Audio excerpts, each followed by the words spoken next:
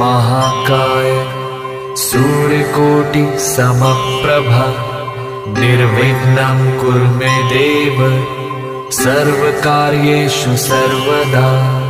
वक्रतुण्ड महाकाय सूर्यकोटि समप्रभा निर्विघ्नं कुरु मे देव सर्वकार्येषु सर्वदा।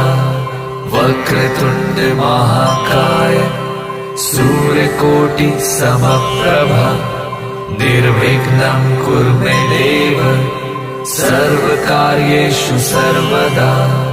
वक्रतुण्ड महाकाय सूर्यकोटि समप्रभा निर्विघ्नं कुरु मे देव सर्वकार्येषु सर्वदा।